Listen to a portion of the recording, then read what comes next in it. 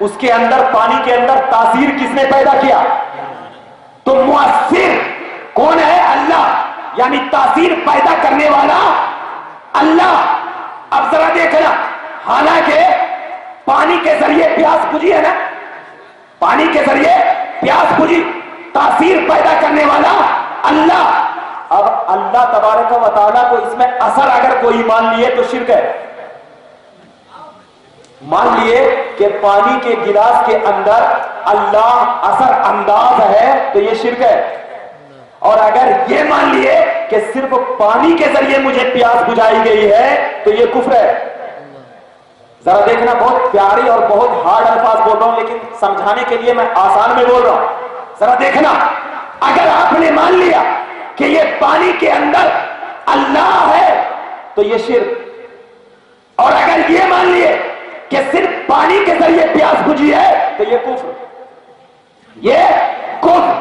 اللہ نے نبی پاک تمام رسولان اعظام کو اس لیے بھیجا کہ امام رازی کہتے ہیں کہ رسول وہ ہوتا ہے جو اللہ کے پاس سے آیا، اللہ کے پاس سے آیا اور بندوں تک اس کا پیغام پہنچایا۔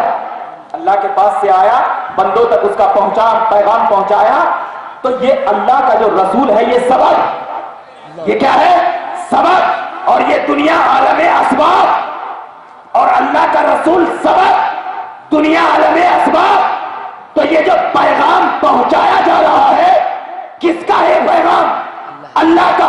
اللہ نے نبی کے اندر اثر ڈالا، اثر ڈالا، تو اصل میں اللہ اثر ڈالتا ہے لیکن ذریعہ بناتا ہے۔ کیا بناتا ہے؟ ذریعہ بناتا ہے۔ میرے سے اگر کوئی سوال کرے کہ آپ اللہ سے بھی مدد مانگتے ہیں اور رسول اللہ سے بھی مدد مانگتے ہیں، ولیوں سے بھی مدد مانگتے ہیں، مانگتے ہیں نا؟ مانگتے ہیں، مانگتے ہیں کہ نہیں مانگتے ہیں؟ مانگتے ہیں، مگر میں کہتا ہوں میں اللہ سے جو مدد مانگتا ہوں وہ رسول سے مدد نہیں مانگتا، اور جو میں رسول سے مدد مانگتا ہوں وہ اللہ سے نہیں مانگتا۔ کہا یہ مسئلہ کیسا؟ کہا ایسا ہی جیسے کہ پانی کا گلاس ہے، اللہ اکبر کبیرہ، میرے پاس کوئی آیا، آ کر کے کہا مجھے پانی چاہیے، میں نے پانی دے دیا، پیاس اس کی بجھ گئی، میں اس سے سوال کروں گا پیاس کس نے بجھایا؟ وہ کہے گا اللہ نے بجھایا، میں کہوں گا پانی کیوں مانگا؟ کہا یہ سبب ہے، پیاس بجھانے کا سبب ہے۔ تو ایسے ہی جب ہم اللہ سے مدد مانگتے ہیں تو اللہ تبارک و تعالی ہماری مدد کرتا ہے، لیکن رسول سبب ہے، رسول سبب ہے۔ یہ دنیا عالم اسباب ہے۔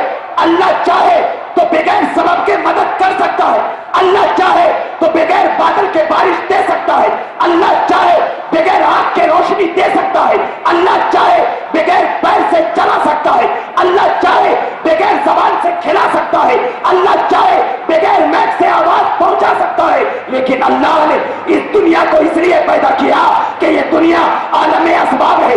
اللہ کے خزانے قدرت میں کسی چیز کی کمی نہیں ہے، لیکن اللہ نے اپنے رسول کو اس لیے سبب بنا کر بھیجا کہ اے محمد عربی، میری نہ زبان ہے، میری نہ آنکھ ہے، میری نہ جسم ہے، میری نہ حیت ہے، نہ میرے عرض عریض ہے، نہ میری کچھ بھی نہیں ہے، صرف وحدہ لا شریک ہوں۔ اب مجھے پہچانے کا کیسے؟ میں تجھے سبب بنا کر بھیج رہا ہوں۔ جب تو دنیا کو دکھائے گا کہ اللہ کی وحدانیت محمد رسول اللہ کے سینے میں ہے، اللہ کی نورانیت نبی کی آنکھوں میں ہے، اللہ کی زبان نبی کی زبان میں ہے، اللہ کا ہاتھ نبی کے ہاتھوں میں ہے، اللہ کا قدم نبی کے قدموں میں ہے۔ جب تجھے سراپا مکہ والے دیکھ کر یہ کہیں گے کہ ارے یہ تو سراپا خدا کی قدرت آ رہا ہے، جب تیری بات مان لیں گے اور تیری بات پہ عمل کرتے جائیں گے تو میں پہچان لوں گا کہ یہی توحید والے ہیں، اور ایسی توحید والے ہیں کہ رسالت کو اپنے سینوں میں بسا کر یا رسول اللہ سبحان اللہ، یا رسول اللہ سبحان اللہ۔ تو پتہ کیا چلا؟ یہ دنیا عالم اسباب ہے۔ اب کوئی نہیں کہہ سکتا کہ جو ہم اللہ سے مانگتے ہیں، ہم تو صاحب کہتے ہیں جو اللہ سے مانگتے ہیں رسول اللہ سے، جو رسول اللہ سے مانگتے ہیں اللہ سے۔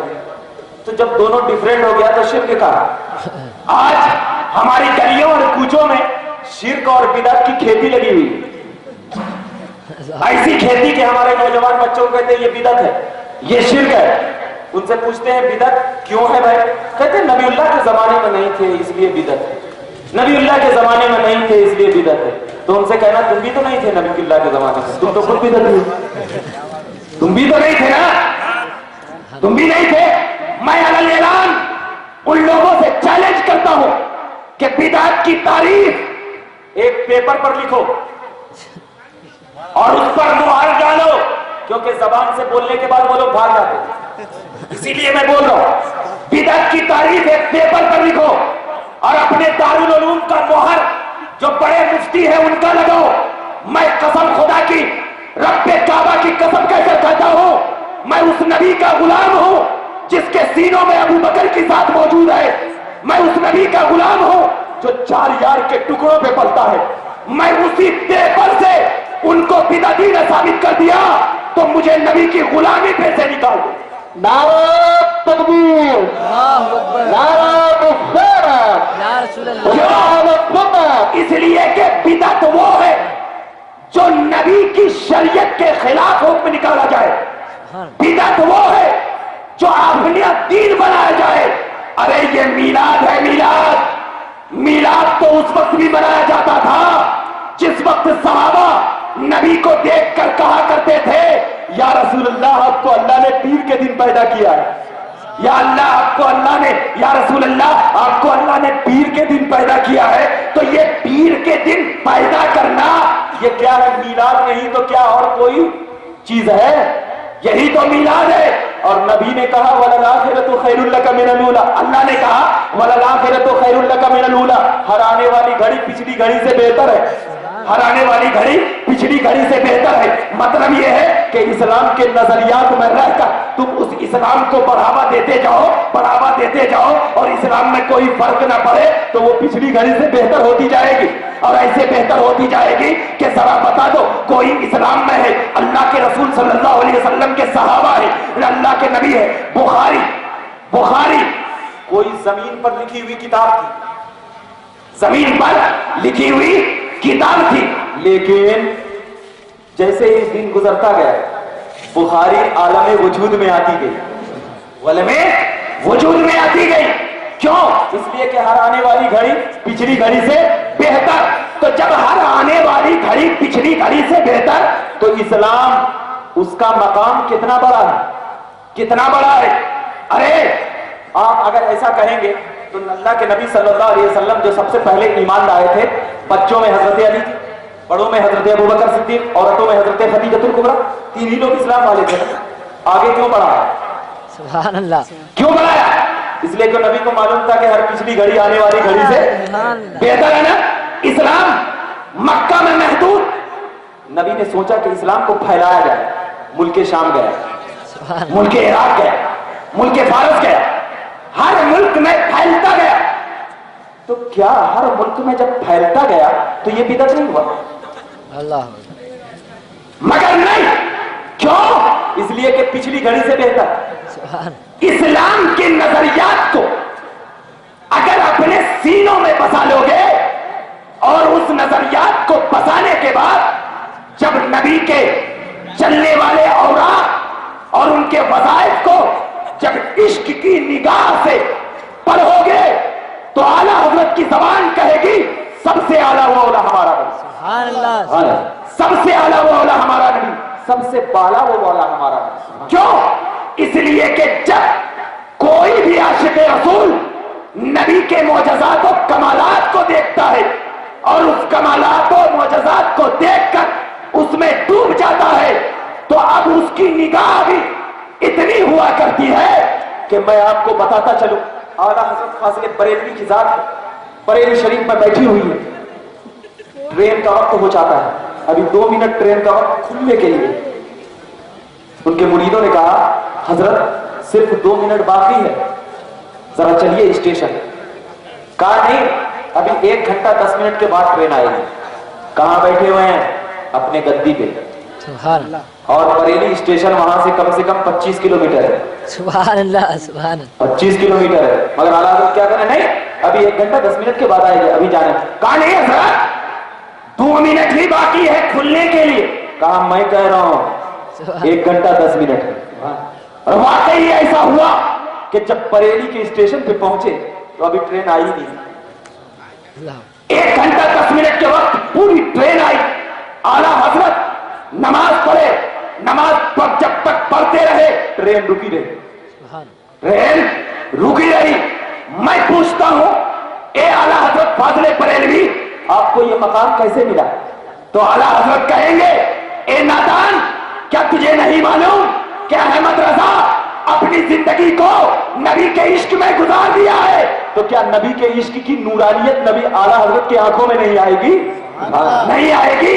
तो जब आला हजरत फाजिले बरेलवी एक अदना गुलाम होगा, खुद कहते हैं अब्दे फकीर, अदना गुलाम होकर जब इतनी नूरानियत रख सकता है, तो क्या मेरा नबी मदीने में बैठकर आसमानों की खबर नहीं रख सकता? जरूर रखता है। अरे ये तो आला हजरत है। आइए, एक अदना गुलाम आला हजरत फाजिले बरेलवी के बाद हजरत इमाम मुफ्ती आजम हिंद कहते हैं कि मैं बिहार शरीफ की सरजमीन पर था, अचानक क्या देखता हूं कि मेरे वालिद गिरामी इमाम अहमद रजा बीमार पड़ गए। मुझे बेचैनी होने लगी। मुरीदों ने पूछा, हजरत क्या हो रहा है? कहा मेरे वालिद गिरामी बीमार हो चुके। कहा आपको कैसे मालूम? कहा मैं यहां पर बैठकर देख रहा हूं। सुभान अल्लाह, देख रहा हूं बहुत सारे ऐसे वाकयात जो नबी पाक सल्लल्लाहु अलैहि वसल्लम की गुलामी में रहकर उनके गुलामों ने हम तमाम को यह दर्श दिया कि नबी कितनी अजमत वाले हैं। अब उसी नबी अजमत वाले का मीलाद हम मनाते हैं तो लोगों को पेट में दर्द पैदा हो जाता है, और ऐसा दर्द पैदा होता है कि बाद लोगों को तो मोशन आना शुरू हो जाता है जो सुनकर। तो ये मीलाद से नहीं करते, मीलाद की तौहीन नहीं करते, नबी की तौहीन करते हैं, नबी की तौहीन करते हैं। और ऐसी तौहीन करते हैं कि मैं आपको बताता चलूं, आप इबादत गुजार हैं, है ना, लेकिन जब आप नमाज पढ़ने के लिए जाते हैं और आप आधे रास्ते से जाकर के वापस आ जाते हैं, हदीस कहती है कि इसलिए आधे रास्ते से वापस आ जाते हैं कि इसलिए कि शैतान उसके अंदर वसवसा डालता है, शैतान वसवसा डालता है। और अल्लाह ने शैतान में इतनी ताकत दी है कि वो लोगों को क्या कर सकता है? बहका सकता है। ये हदीस कह रही है, बुखारी, मुस्लिम, तिरमिजी, इब्ने माजा, मिशकात हदीस कह रही है कि शैतान उसके अंदर वसवसा डालता है, और इतनी ताकत अल्लाह ने दिया है कि वो लोगों को वसवसा डाल सकता है। क्यों? इसलिए कि शैतान है वो 6000 साल अल्लाह की इबादत किया, शैतान है ना। और जब शैतान है वो महबूबे बारगाह है या मरदूदे बारगाह है? मरदूदे बारगाह, यानी अल्लाह का नाफरमान है या अल्लाह का फरमाबरदार है? बोलिए, नाफरमान है। आपका अगर कोई नाफरमान हो तो आप उसको 10 रुपए देंगे? नहीं देंगे। क्यों? कहेंगे अरे 10 रुपए लेके मेरे ही खिलाफ ये जंग करेगा। लेकिन जरा देख खुदा की कुदरत पर, शैतान नाफरमान होने के बावजूद अल्लाह ने उसको इतनी ताकत दिया कि वो लोगों के जिस्म में घुसकर उसके अंदर असर पैदा कर सकता है, मरदूदे बारगाह होगा। तो जो महबूबे बारगाह हो, सुभान अल्लाह, सुभान अल्लाह, शैतान मरदूदे बारगाह है। अल्लाह ने इतनी ताकत दिया कि लोगों के जिस्म के अंदर घुसकर लोगों को बहका सकता है।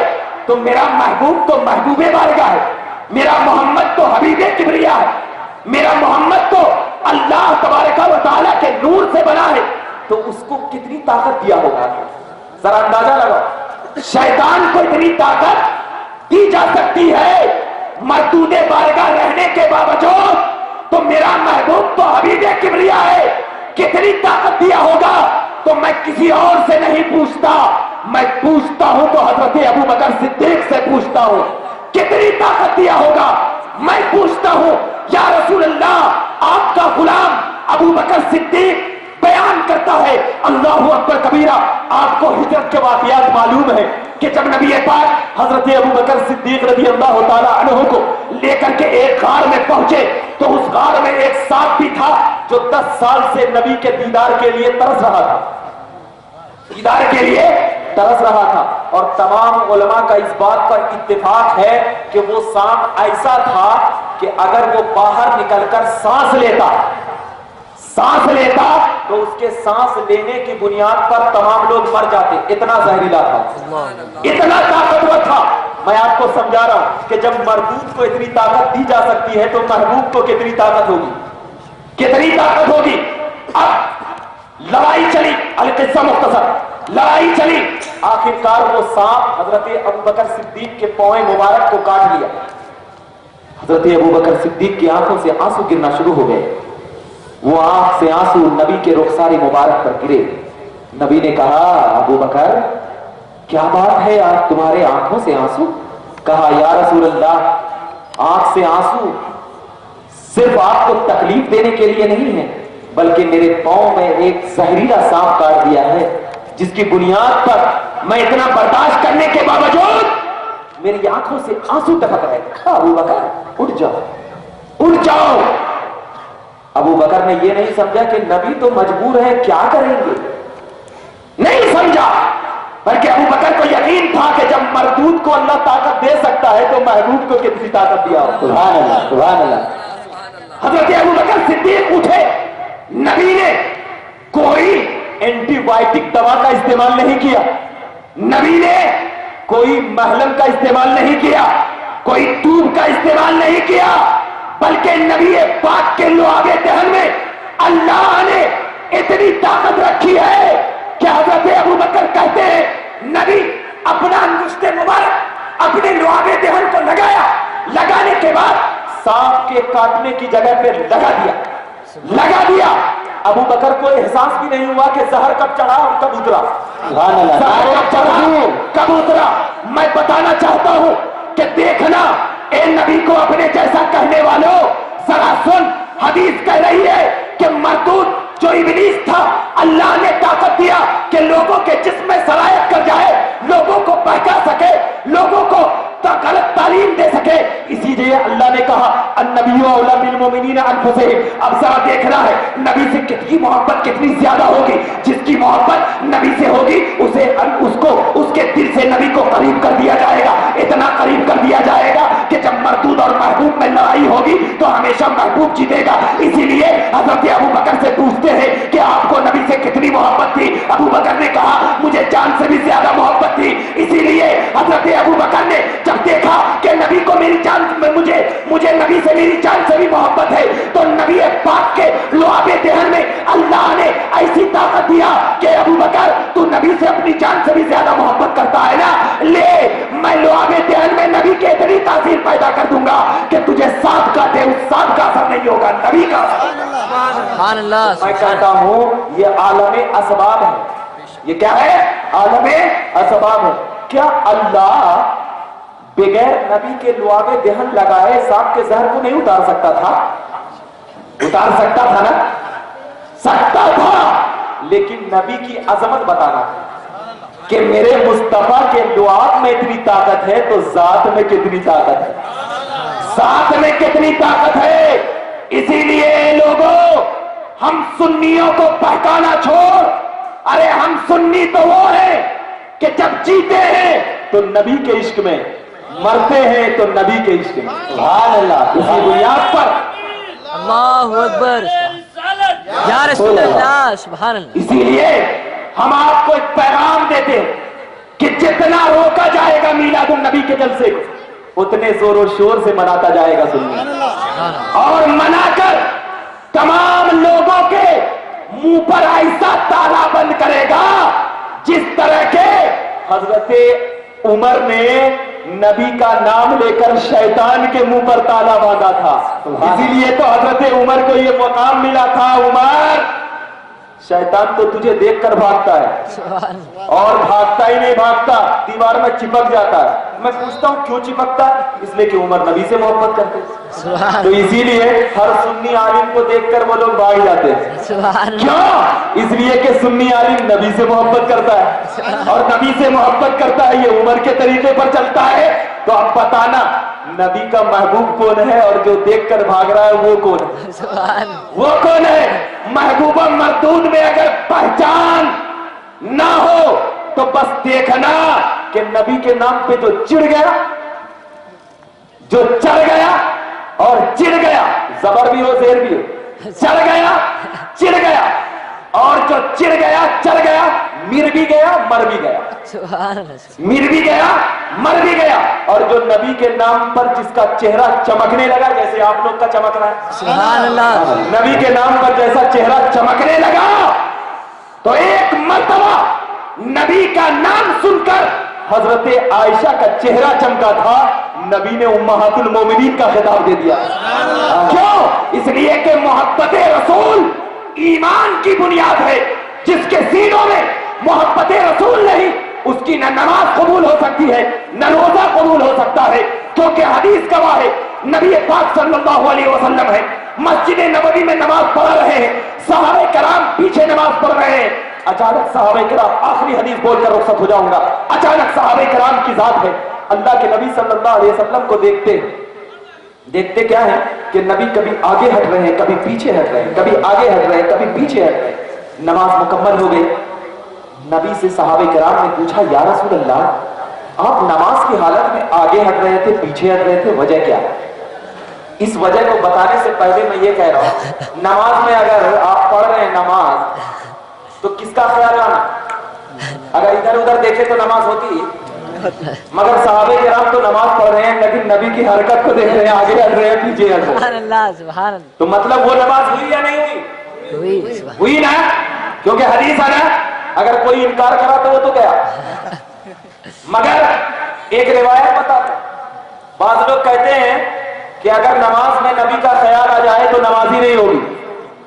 ذرا بتاؤ, ان کی بات کو مانیں گے حدیث کی بات کو مانیں گے؟ حدیث کی بات کو. تو ان کی بات کو مان کر کے جو لوگ مانے وہ من بھر ہو گئے, من بھر ہو گئے.